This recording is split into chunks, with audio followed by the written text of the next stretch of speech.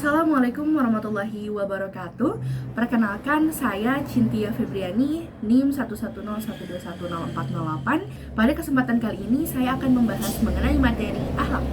Akhlak merupakan hal yang amat sangat fundamental dalam Islam, dikarenakan baik dan buruknya seseorang itu terlihat dan ternilai dari akhlaknya. Bahkan misi utama Rasulullah SAW diutus oleh Allah Subhanahu wa Ta'ala saja ialah untuk menyempurnakan akhlak umat Islam.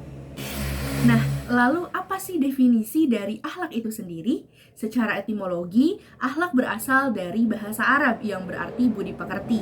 Mengutip dari Imam Al-Ghazali dalam kitabnya Ihya Ulumuddin Juz 3, beliau mengatakan bahwa akhlak adalah perangai suatu sifat yang tetap pada jiwa, yang daripadanya timbul perbuatan-perbuatan dengan mudah dan tidak membutuhkan pikiran.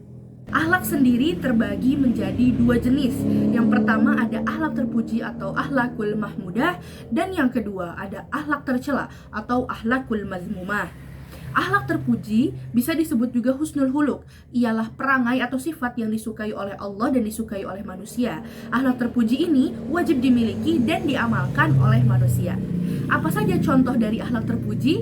Yakni berbicara yang baik, berkata jujur, malu, rendah hati, senyum, sabar, pemaaf, tidak dendam, menahan amarah, zuhud, wara, dan suka menolong.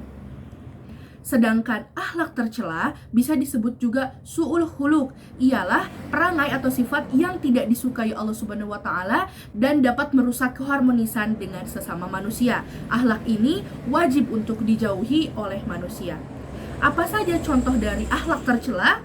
Yakni berburuk sangka, memaki, bergunjing, dengki, ria, kikir, berdusta, bermusuhan, mengadu domba, sombong, atau nongkrong di pinggir jalan.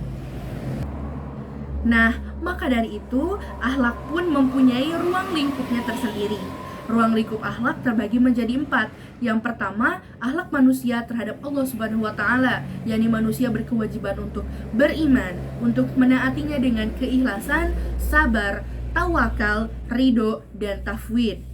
Yang kedua, akhlak manusia terhadap Rasulullah, mencintai Rasulullah, menaati Rasulullah, memuliakan dan memperjuangkan agama yang telah dibawa Rasulullah, bersolawat kepada Nabi, dan menjadikan Nabi sebagai hakim dan ridho atas segala keputusannya. Yang ketiga, akhlak manusia terhadap sesama manusia.